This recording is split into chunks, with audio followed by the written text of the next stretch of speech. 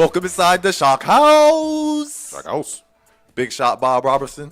Joe, the mouth of the South Bombo. Yes, Paul, sir. P. Boogie Steen. What's going on, fellas?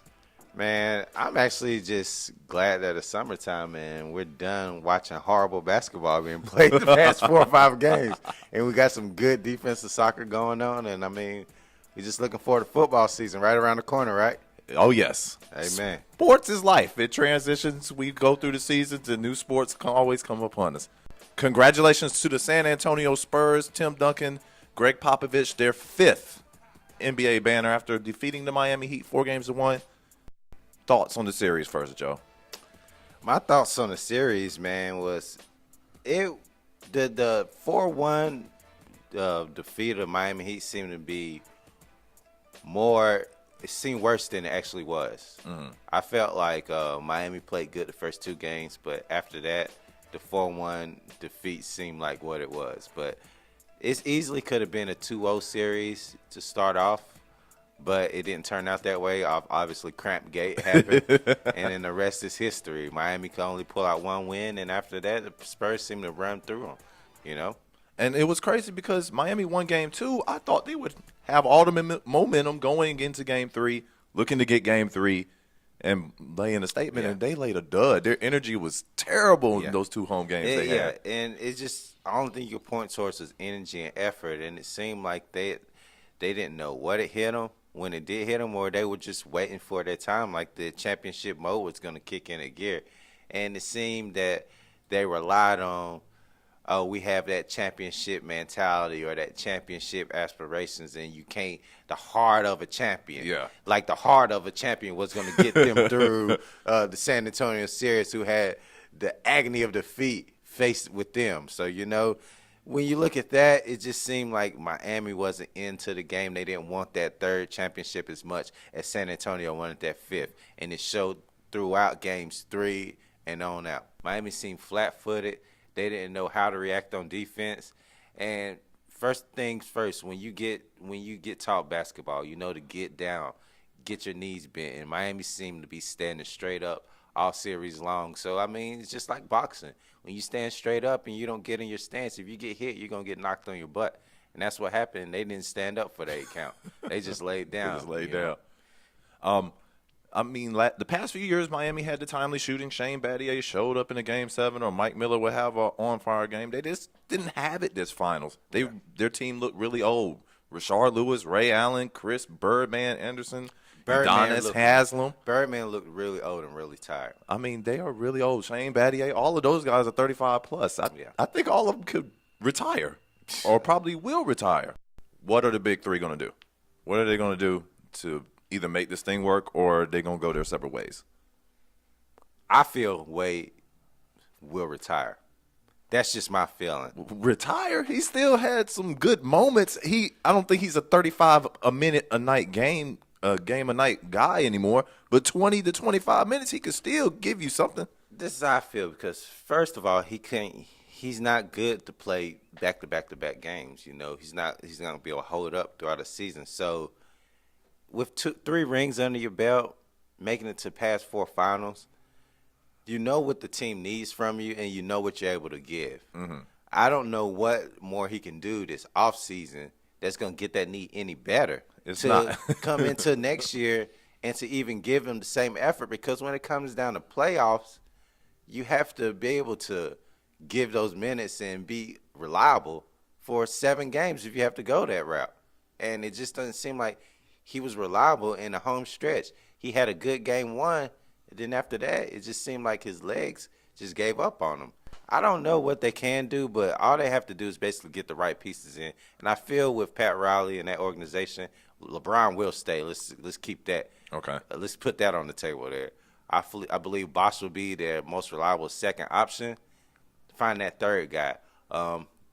Possibly a Trevor Ariza if he wants to leave a Washington Wizards team.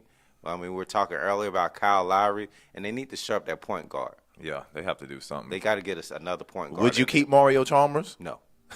I mean, it's no thoughts about that. Chalmers' effort is not there. I just don't see Mario Chalmers being in a Miami Heat uniform. I think he could do good things for another team. But his time in Miami has been what it is. He's got 2 championships. You know, that you could take that on somewhere and help out another team. But I don't believe they're going to need a Mario Chalmers coming in the future. So let's go to the Spurs. You think Duncan retires? He has to the 29th to opt into his final year of his player option. He can hang it up on top. I mean, if you want to have that John Elway exit, that's the best thing to do. But how Duncan played this year and his condition, I feel like he could go another year or two. I believe next year probably be that year when Ginobili and Parker contracts are up. I feel like they all three will go out together in their last hurrah, and they're going to try to go for another one. I would like to see the Spurs stay intact and go for another title, but I mean, Duncan on top 5 rings. He joined elite company, being one of 5 guys to have 5 rings. 5 rings, Finals MVP and regular MVPs with Jabbar, Johnson, Jordan, and just one more, Bill Russell. I don't care. You can't forget Bill Russell. Big Bill. Love you, man. Staying in the NBA, Carmelo Anthony opted out of his final year with the New York Knicks and will become a free agent. So here it is, Melo. You maybe have a 3-4 year window. Where are you going to sign? What are you going to do? You want to get paid or do you want rings? D-Mods, what do you think, fam? Well, Melo does rhyme with yellow, and only team that the best fit I see for Carmelo would be the red and yellow. Houston Rockets. Okay. I feel like we talked about this last week. I feel like that'll be the perfect fit for Melo. Staying there at that 4th position. Dwight Howard, you got an inside player, then you got a pretty good defensive point guard, and you got another scoring James Harden. But all in all, we hear the talk and the buzz about him and LeBron wanting to play together. I wouldn't be surprised if he ends up in Miami. I know right now Melo's got to be at home feeling like he's back at Oak Hill Academy receiving recruiting letters from all over the United States of America. I mean, Melo has been paid. He's been paid well. Would he sacrifice some money? And I would love to see him come to Miami. Everybody feels like Chicago is the spot for Melo, but I just don't know. Chicago has so many question marks. You don't even know if they might have if they're going to have their coach within the next couple of years, you know? So I don't know. And then Derrick Rose is the biggest question mark. He's the biggest question mark. Biggest question mark. You don't know what's going to happen with him. Is he going to play 10 games, 30 games, the whole season? But back to Melo, the NBA fans would hate it, but I want to see him in Miami. I want to see him in Miami. They're going to hate it. You know, and that's the unfortunate part about it is that when you have a great player, everybody would like to be a part of that, you know? And it's not the fact that these guys are great players joining up with great players. It's the fact that all these guys are friends. Yeah. You know, and everyone seems to gloss over that. But it's just like, hey, if I had a good job, and I said, hey, Bobby, man, I got you a job. Come work, come here. You're going to get paid pretty good. You know, we got basically everything in control. You don't have to worry about it. And we have a chance to raise to general manager levels. Yeah. You're going to be like, heck yeah.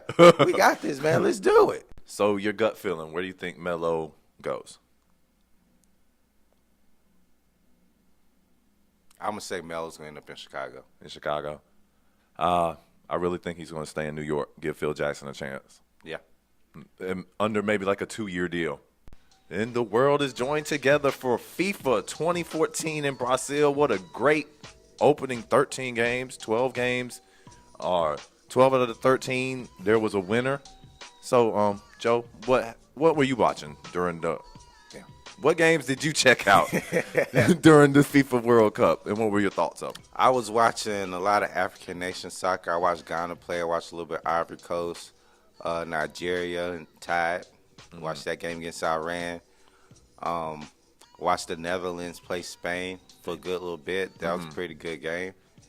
Watched the USA game, which was pretty good, of course, because they played Ghana. But overall, you see a lot of good ball play, but it's still early. You really can't kind of see what teams are doing until they start playing these other teams, and you start seeing teams get 2 losses and such. But Spain is one of the teams that you got to really be out for. I believe they play today. They do. Against Croatia. And they're really going to have to win this game because, you know, they won the World Cup last year. And if they lose, they're gone. I watched the Korea-Russia game yesterday, really good game. Korea doesn't have a lot of offensive weapons, but they played keep away possession soccer. Got a score on a fluke play that the ball hit the keeper. It just bounced right over his head. I didn't get a chance to watch that game. Yeah, the Korean player kicked the ball right at the keeper. He put his hands out to deflect, and instead of catching it, he just tried to knock it down, bounced right over his head into his own goal. Russia, 4 minutes later, was able to get the game time goal, and Korea got the split. I would love to see them get to the round of 16. I'm rooting for you guys.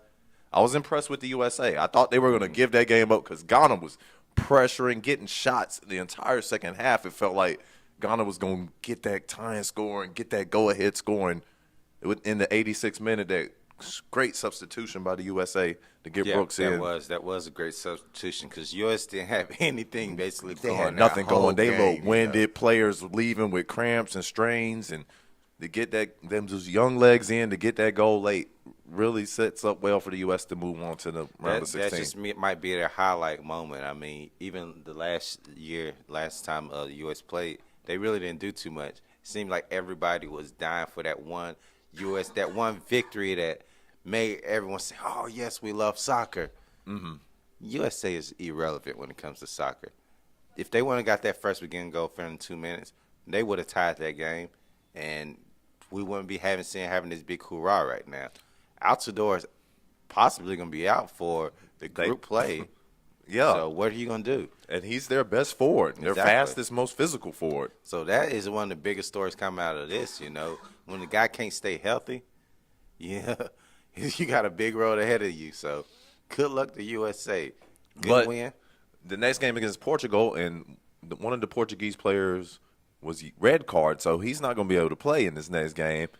And Portugal looks a little suspect. They're going to have to come out with some fire because Portugal's going to look to get going. Ronaldo's definitely going to look to get going. What are they going to do, though, with Altidore being out and that being their best striker? They're going to have to change their whole game. How are they going to get scoring? They're going to have to try to play possession ball, get a counterattack on Portugal, trying to be aggressive and trying to score on them, and hopefully can get a breakaway and get a couple goals. If somehow they can hold it 0-0 and get 1 point out of this game, that'd be awesome. That'd be awesome for the USA because a tie is way better than a loss. But I had a question. One more thing before we leave FIFA. I didn't know what to call the Ghana players because you call USA the Americans and Korea the Koreans. Uh-huh. Do you call the Ghanaians the Ghanaians or the Ghanaians? The Ghanaians. Do you call them? What do you call them? Just go. Call them Ghana style. Pretty somber bon voyage this week. The sporting and just the world in general lost 3 great voices. Chuck Noll, former Pittsburgh Steelers coach, passed this week. Tony Gwynn and Casey Kasem all passed. Chuck Noll's career highlights, of course, he was the head coach of the Pittsburgh Steelers in the 70s when they were winning all those championships. 4 Super Bowl rings with the Steelers. He was 82. Tony Gwynn passed all of a sudden after his battle with cancer. Tony Gwynn, 2007 Hall of Famer, 8-time gold silver slugger. Just one of the best hitters to ever play, man. And it's just unfortunate, man, because everyone basically knows the cause of his cancer from this chewing tobacco. And it seems to be a fad, something that is in the baseball culture that hasn't been fixed. And where do you go from there? It's senseless for you to lose your life over chewing tobacco. And something that really has no effect on your play when it comes to baseball. It just gives smokeless tobacco more of awareness. I mean, it is what it is. But Tony Gwynn, 3,000-plus hits, career batting average of .338. He would have been the first man since Ted Williams to hit for 400, I believe, if they didn't go into that strike lockout season. So RIP Tony Gwynn. And finally, Casey Kasem, voice of America's Top 40 for several years. Also voiced Shaggy from the Scooby-Doo cartoons for many years. Everybody knows who Casey Kasem is. Been battling dementia for the past few years. So, guys, rest in peace. Y'all will be missed. And the Ghanaians. Called Ghanaians. The Ghanaians. All right. We got that settled. All right. We are 6 weeks from preseason, so we got a little football talk. We'll start in Houston, where the Houston Texans announced Ryan Fitzpatrick as their starter. Good move for the Texans? Yeah, I guess it's their only move, right? They really didn't have no other moves unless you're going to have a guy in Tom Savage coming off and starting. Who else do you really got to look I guess forward to? Case Keenum hasn't been showing anything in Bill O'Brien's offense. But we can say the good thing with Fitzpatrick, he's picked up the offense. Intelligent guy, went to Harvard. And he did have a couple of seasons in Buffalo where he looked okay. That's what got him paid to begin with. If anybody could turn you around, Bill O'Brien can. Yeah, since he left Penn State, I can't remember his name anymore. I'm about to call him Bill Bradley. He's a backstabber. Why you leave? Yeah, I know, right? U.S. government lifted the patent off the Washington Redskins logo name. What do you think about that? I think that's a good sign in the right direction. Everyone wants to say the Redskins name isn't offensive, but who are us as African Americans or as Caucasians or Asians or anything? Asians or anyone to tell another race what is disrespectful to them and what isn't disrespectful. And I think that's just hypocrisy in its finest. And I'm starting to look at the NFL like this big symbol of hypocrisy. They need to take this Sterling investigation into the NFL. And I hate to see some of the skeletons you might dig up over there because over there it just seems more of that plantation type mentality where you have owners being bigots and just saying, "Hey, I'm above you. I don't care what you think or what you say." Just even the commissioner himself, with the Irsay issue. Still hasn't passed any judgment. And he's about to have a meeting with Ray Rice, believe this coming up week or so, just in next 2 weeks. To figure out how to punish him, and the charges have been dropped. Thank you. And you still haven't done anything about the Irsay issue, which is so distasteful to me that these type of things are going on. So you would think that he would speak up regarding the Washington Redskins issue. It hasn't said anything. So where's this guy's backbone at? If it's offensive to a group of people, then change it. We are the U.S., the United States of America, the most powerful country in the world. We can make things happen by snapping our fingers. But since the patent has been lifted, what would you want them to change their name to? There's so many different things you could change your name to. I'm not the name guru or anything. Change it to the Roto Worlds or something. I don't know. Change it to anything. Paul, what do you think they should change their name to? The Washington Wild Hogs, the Beltway Bandits. I mean, what could they call themselves? That's a tough call. You got to put it out there and let the people kind of decide. Come up with some ideas, market it, and then pick the best and go with the fans. Tradition is tradition, but change is sometimes necessary. Yeah, Florida Seminoles, you next. I mean, it's not like why not the Hogs? Right. They called themselves the Hogs in the early 80s, didn't they? Yeah. I mean, I got a couple names in here. You got the Pigskins, the Washington Warriors. Why not? It's so many different ways you can go with the name the Hogs. That sounds like the best name that would fit their history, and not deteriorate it so much. Or the Washington Colonials, or anything. They could be the Ambassadors. It's just so many ways you can go with it, but it's just some people want to be stubborn and stuck in their own ways, and that's just a part of American society. Not everybody's going to be easily persuaded. They're going to drag their feet and cry and scream as they leave out the door. Sterling. I'm Debo. Who? Debo. When the music comes into the Shokhouz, what time it is? It is the Debo Award time. D-Mods, who's getting the Debo from you this week, sir? Man. Well, yesterday afternoon, I sat in front and watched a little fight for soccer. And I seen this one goalie, the goalie from Mexico, and I'm sitting there like, man, Ochoa. I'm like, okay, let me find out. I'm going to have to go on the internet, figure out this guy's name. Nah, you don't have to go on the internet, because by the time I got in here, taking a shower, I heard his name over 100 times. And the last time I heard of Guillermo was the little small guy on Chelsea Lately, or actually on Jimmy Kimmel. Guillermo. Now there's a new Guillermo in town. Guillermo Ochoa of the Mexican national soccer team. 6 saves.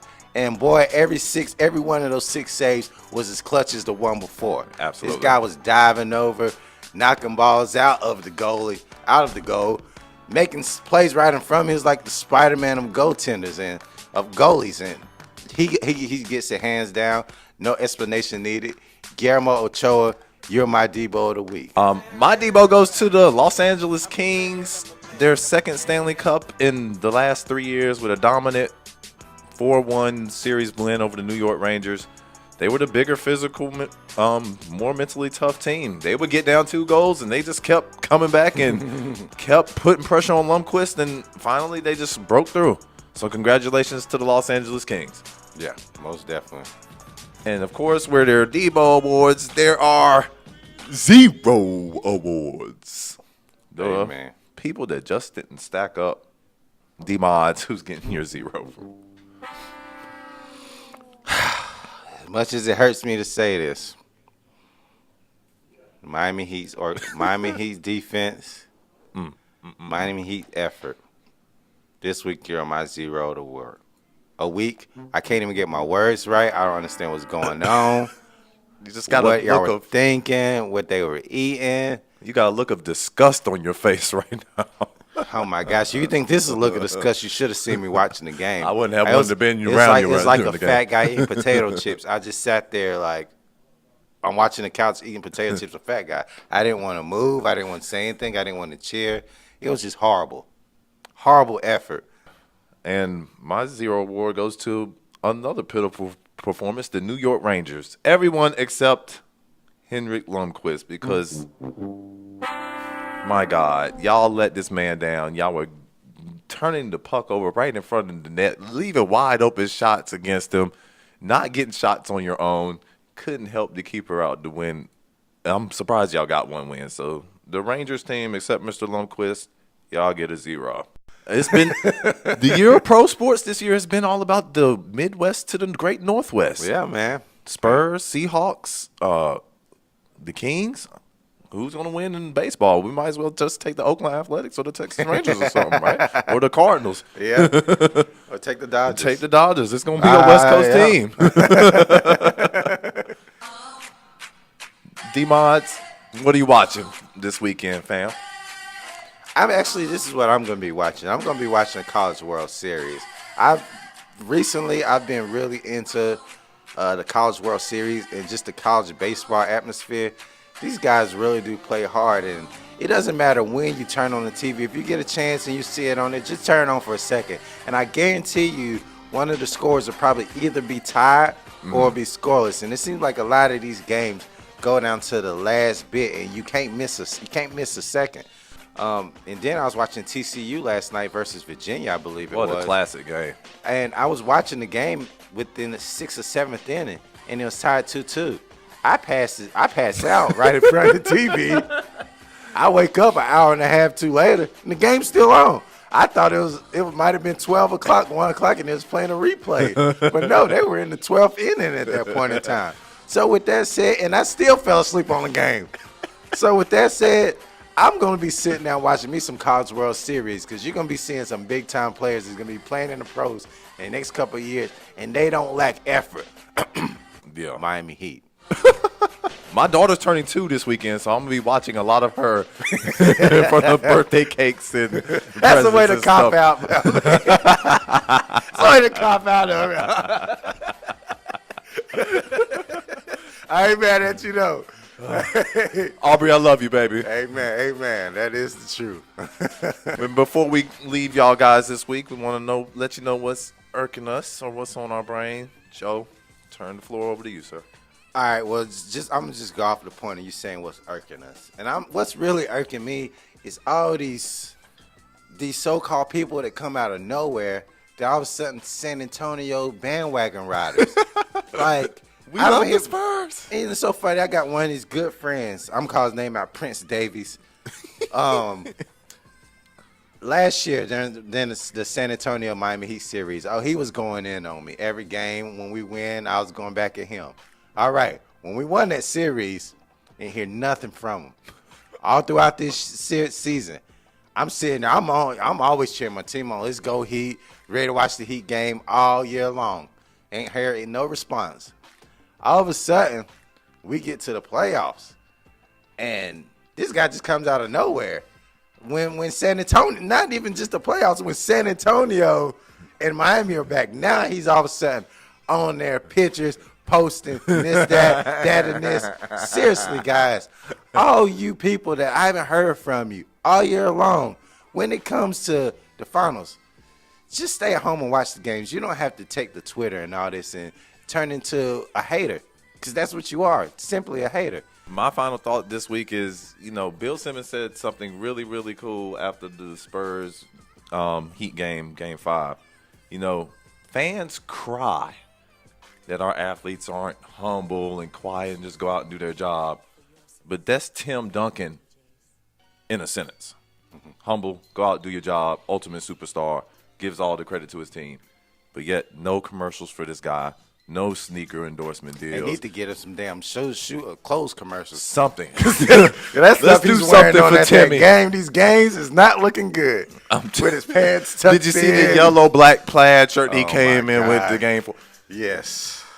But can we start showing more love to Tim Duncan? Stop showing these young, unproven guys that maybe got a nice little handle or maybe can jump 40 inches love and giving them insane amounts of money for shoe deals. And they ain't done crap. Let's stop doing that. You start running up the list of all his achievements in the NBA. Hashtag fundamentals are everything. Yeah. You put a shoe out there.